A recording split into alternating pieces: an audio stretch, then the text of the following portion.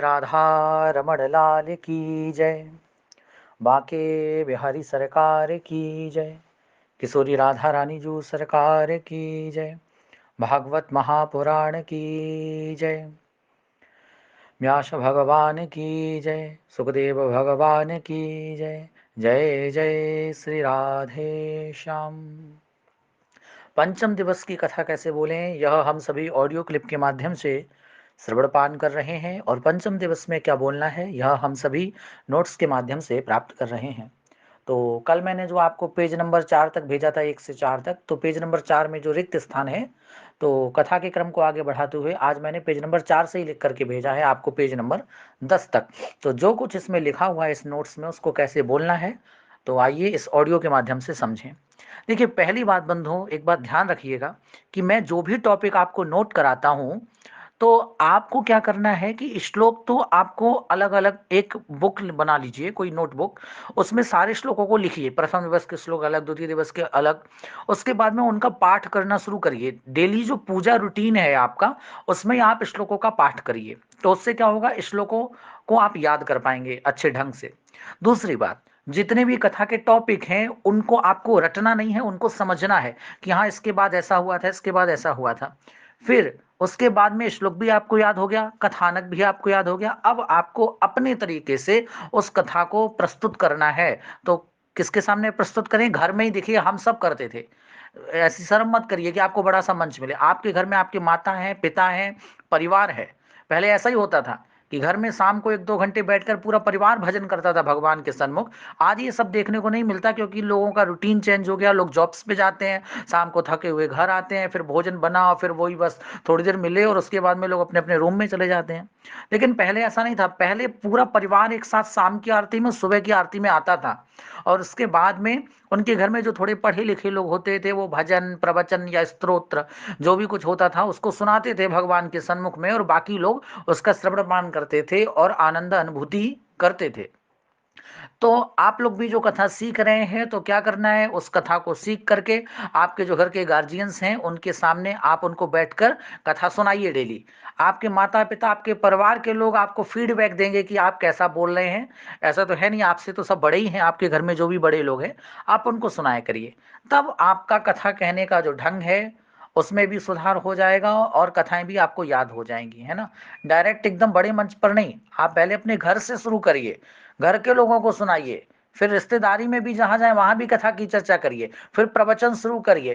धीरे धीरे धीरे धीरे फिर एक दिन जब एकदम धारा प्रवाह जब आप बोलने लग जाएं, आपको लगने लग जाए कि मैं 7 दिन 4 घंटे डेली बोल सकता हूं, तब आप संत की सन्निधि में और किसी आश्रम पे, किसी भगवान के रमणीक स्थान पर बैठकर भगवान की जो कथा है, श्रीमद् भागवत कथा का शुभारंभ करें प्रथम बार, है ना। तो इन सब बातों का भी थोड़ा सा ध्यान रखिएगा। तो आज की क्लास प्रारंभ करते हैं। कल के क्लास में आपने श्रवण किया था कि नंद बाबा अपने पुत्र के जाति कर्म संस्कार के समय ब्राह्मणों को गौदान किए। तिल के साथ पहाड़ जिनको रत्नों से सजा रखा था उसको दान किया। तो नंद बाबा दोनों हाथों से लुटा रहे हैं। पूरे ब्रजमंडल में आनंद की लहर है, खूब मंगल उत्सव हो रहा है। तो आज आप सभी के लिए एक क्वेश्चन भी है हमारी तरफ से। तो आज की क्लास श्रवण करके मुझे इसका उत्तर जरूर दीजिएगा। हम लोग मना रहे हैं आनंदोत्सव। तो आनंदोत्सव क्या है? नंद बाबा के यहाँ लाला भयो तो या इसे आनंदोत्सव है। तो आनंदोत्सव में संधि कौन सी है? पहला क्वेश्चन, आनंदोत्सव में संधि कौन सी है उसका नाम मुझे बताइए। और आनंदोत्सव की संधि कैसे होगी वो भी लिख करके बताइएगा। और किन 2 अक्षरों के मेल से मात्रा का निर्माण होगा, ये 3 बातें जो मैंने आपसे पूछी हैं इसको मुझे रिप्लाई करिएगा आज की कथा श्रवण करके। चलिए, तो बाबा के यहाँ आनंद उत्सव हो रहा है, हम भी उसी में सम्मिलित होंगे और आज के टॉपिक को समझेंगे। बंधुओं, ब्रजमंडल के जितने भी ग्वाल और जो गोपियां हैं, जब उन्होंने सुना कि यशोदा महारानी के यहाँ पुत्र हुआ, लाला हुआ, तो उन सभी ग्वाल गोपियों ने सुंदर वस्त्र, आभूषण और महाराज अंजन अपने नेत्रों में लगाकर अपना श्रृंगार किया, खूब सजे। क्यों? क्योंकि महाराज नंद बाबा के यहाँ जा रहे हैं और नंद बाबा के लाला भयो है तो ड्रेस रेस तो अच्छी होनी चाहिए, वस्त्र आभूषण तो अच्छे अच्छे होने चाहिए, श्रृंगार तो होना ही चाहिए। तो ग्वाल और गोपियों ने खूब श्रृंगार किया। और इसके बाद में अब महाराज के यहाँ लाला भयो है तो कुछ भेंट सामग्री तो ले जानी होगी। तो इसीलिए गोप और ग्वाल जितनी गोपियां हैं उन्होंने पहले तो श्रृंगार किया और उसके उपरांत में अपने हाथ में भेंट की सामग्री ले लेकर यशोदा जी की महल की ओर चली। महाराज व्यास जी वर्णन करते हैं, सुखदेव जी परीक्षित जी को वर्णन करते हैं। गोप्यः सुमृष्टमणिकुण्डलनिष्ककण्ठ्यस् चित्राम्बराः पथि शिखाच्युतमाल्यवर्षाः। गोप्यः सुमृष्टमणिकुण्डलनिष्ककण्ठ्यस् चित्राम्बराः पथि शिखाच्युत माल्यवर्षाः। जब गोपियों ने श्रृंगार किया ना तो उन्होंने अपनी चोटियों में फूलों को गूंथा। और जब वह हाथ में भेंट की सामग्रियों को लेकर के नंद बाबा के महल की ओर चली तो उनकी चोटियों में गूंथे हुए जो फूल थे वो गोपियों के मार्ग में बरसने लगे। हमारे ब्रज के तो महान जो संत हैं ना, कभी कभी उनके सन्निधि में बैठते हैं ना, ब्रज के संतों के सन्निधि में तो ऐसी ऐसी गुप्त कथाएं सुनाते हैं जो आपने कहीं सुनी नहीं होंगी। तो एक बार मैंने पूछा कि भागवत जी में महाराज जी लिखा है कि जब गोपियां जा रही हैं भगवान के आनंद उत्सव में तो उनके चोटियों से फूल निकल निकल कर उनके मार्ग में बरस रहे थे, ऐसा क्यों हो रहा? तो हमारे ब्रज के संत कहते, लाला गोपियों के चोटियों में गुथे हुए फूलों ने विचार किया, ये गोपियां कितनी सौभाग्यशाली हैं कि भगवान के दर्शन करने जा रही हैं। इसीलिए यदि इनके चरणों में भी हम स्पर्श कर लें जा करके तो हम धन्य हो जाएंगे। ये पुष्प अपने आप में विचार कर रहे हैं कि भाई ये गोपियां कितनी सौभाग्यशाली है, कहाँ जा रही हैं? जो जगतपति लाला बनकर आया जिनके घर में उनके दर्शन करने जा रही हैं। तो जो गोपियां भगवान के दर्शन करने का सौभाग्य प्राप्त कर रही हैं, यदि उनके चरणों को ये पुष्प स्पर्श भी कर लें तो उनका भी जीवन धन्य हो जाएगा। यही भाव पुष्पों के मन में आया।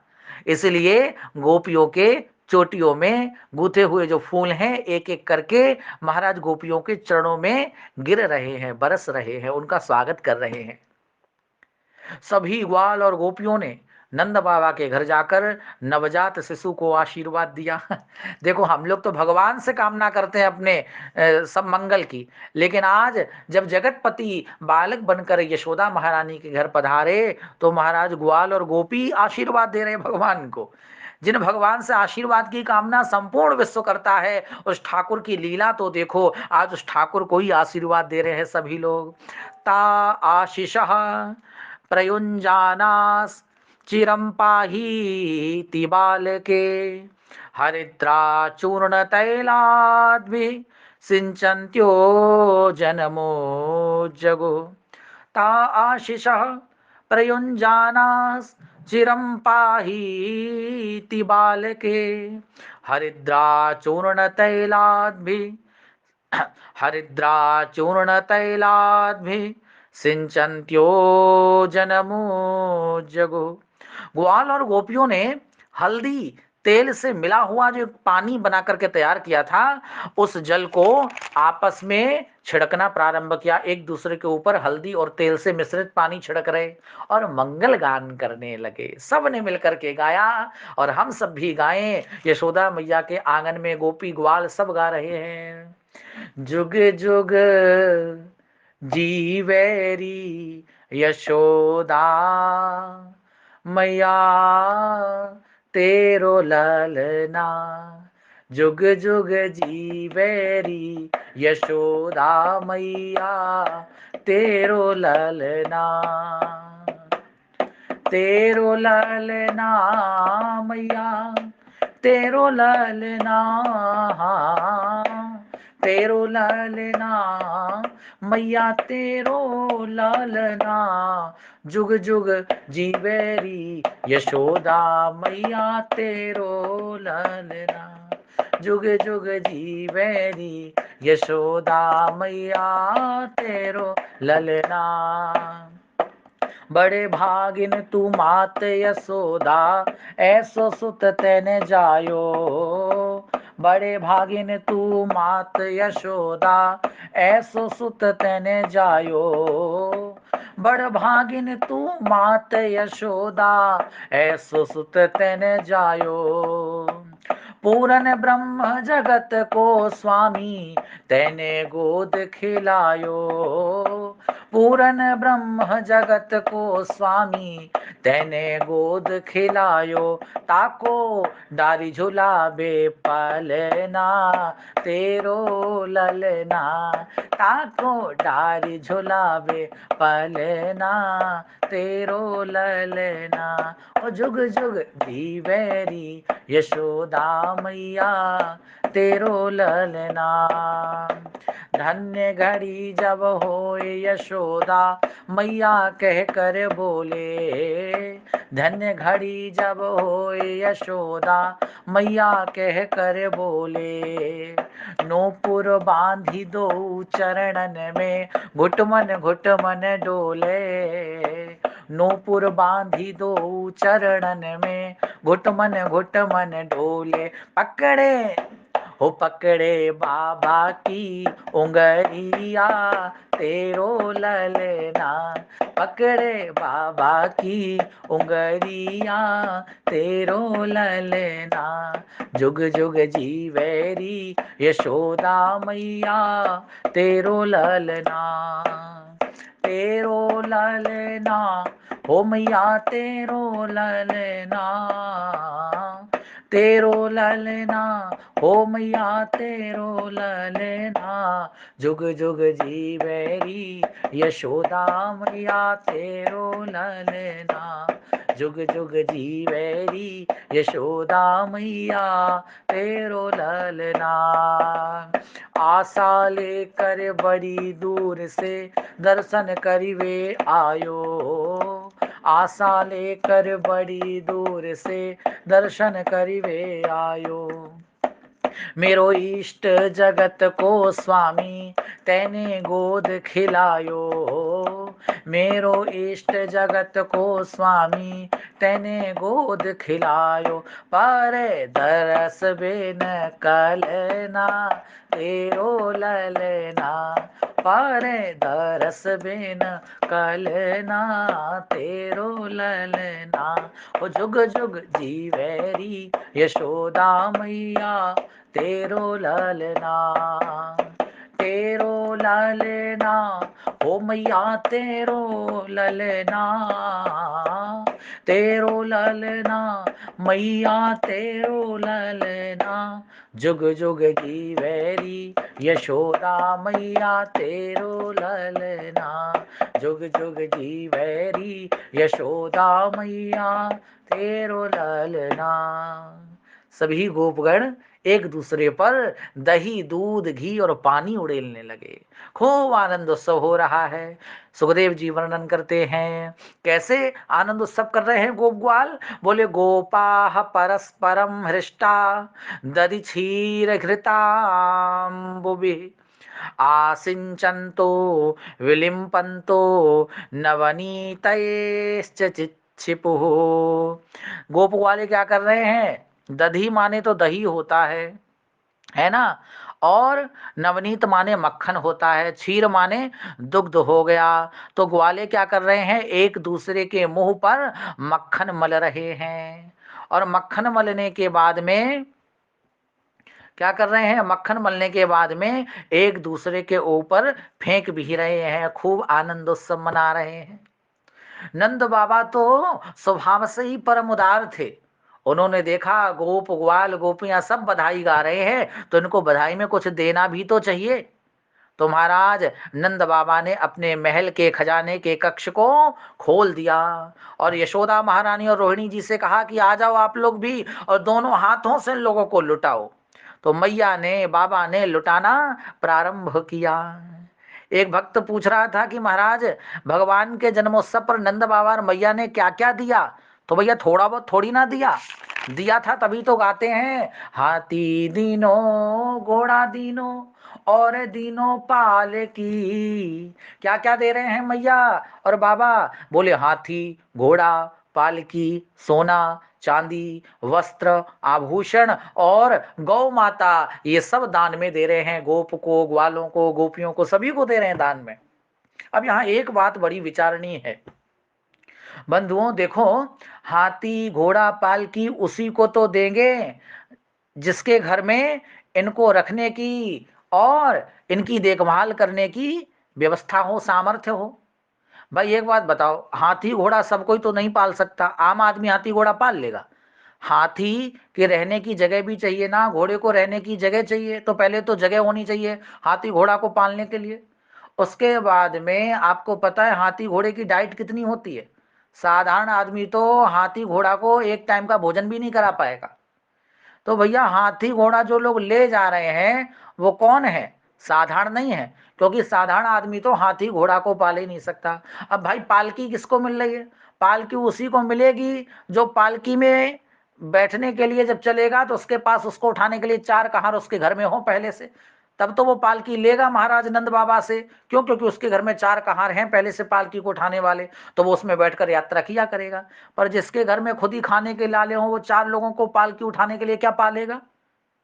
तो बड़ी विचारणी बात है कि नंद बाबा से जो लोग हाथी घोड़ा पालकी ले रहे हैं वो कौन लोग हैं? तो भैया साधारण आदमी तो हाथी घोड़े को पाल भी नहीं सकता। इसलिए जो नंद बाबा के आंगन में हाथी घोड़े पालकी लूट रहे हैं, बधाई में ले रहे हैं, वो कोई साधारण गोपवाल नहीं थे, वो कोई साधारण गोपियां नहीं थी। तो कौन थे? तो हमारे ब्रज के संत कहते हैं कि वो कोई और नहीं, वो साक्षात देवी और देवता ही ब्रज मंडल में गोप ग्वाल और गोपियां बन करके पधारे हैं। और वही आज देवी देवता जो गोप ग्वाल गोपियां बन करके आए, वही नंद बाबा के आंगन में बधाई में हाथी घोड़ा पालकी लूट रहे हैं।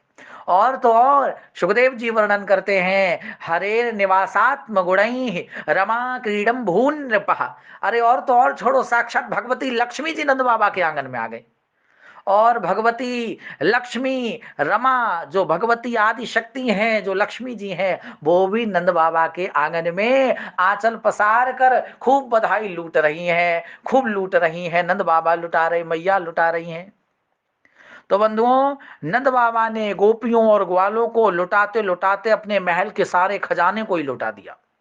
इतना लुटाया। हमारे ब्रज के संत कहते, पूत सपूत जन्यो यशोदा, इतनी सुन के वसुधा सब दौड़ी। पूत सपूत जन्यो यशोदा, इतनी सुन के वसुधा सब दौड़ी। देवन के आनंद भयो, पुनि धावती गावत मंगल गौरी। नंद कछु इतनो जो दियो, घनश्याम कुबेरहु की मति बौरी। देखत मोही लुटाय दियो, न बची बछिया छछिया ना पिछोरी। नंद बाबा ने इतना लुटाया, न बची बछिया छछिया न पिछोरी, कुछ नहीं बचा, सब कुछ लुटा दिया। अब महाराज नंद बाबा ने जितना भी लुटाया तो गोप वालों ने खूब लूट तो लिया, लेकिन जब अपने घर में ले गए उसको रखने के लिए उस सामग्री को, तो उनके घर में इतनी जगह नहीं थी कि वो उस सारी सामग्री को अपने घर में रख पाते। तो महाराज घर छोटा, सामग्री ज्यादा लूट कर लाए बधाई में, तो उसको रखें कहाँ? तब जब घर में सामग्री रखने की जगह नहीं बची तो गोप ग्वाल और गोपियों ने क्या किया, बची हुई सामग्री को ले गए, ले जाकर यमुना के किनारे पटक आए, छोड़ आए। अब देखो, जो सामग्री किसी की नहीं होती है वो तो सरकार की हो जाती है। तो जितने भी गोप ग्वाल सामग्रियों को ले लेकर यमुना के तट पर छोड़ आते हैं, और घूमते घूमते नंद बाबा के सैनिक जब यमुना के तट पर पहुंचते तो वहां देखते हैं बढ़िया बढ़िया सामग्री पड़ी हुई है, अच्छी अच्छी। तो वो वहां से उसको उठा लाते और पुनः नंद महल के खजाने में उसको लाकर पुनः रख देते। तो इसीलिए नंद बाबा जितना लुटाते हैं उनका खजाना कभी खाली होता ही नहीं है, क्योंकि जो लूट कर ले जाते हैं उनके घर में रखने की जगह नहीं, वो यमुना के तट पर छोड़ जाते हैं। और सैनिक फिर यमुना तट से उस सामग्री को उठा करके नंद बाबा के खजाने वाले कक्ष में लाकर रख देते हैं। तो बाबा लुटाते जाते हैं, उतना ही खजाना फिर से भरता जाता है। एक संत का दूसरा भाव है, बोले जहां साक्षात लक्ष्मी जी चलकर पधारी हो वहां किसी भी चीज की कमी हो ही नहीं सकती है। इसीलिए नंद बाबा अपने पुत्र के जन्मोत्सव के समय में खूब आनंद से दोनों हाथों से लुटा रहे हैं। आज की चर्चा यहीं तक रखते हैं, कल फिर मिलेंगे। तब तक सभी को जय श्री राधे, जय श्री श्याम।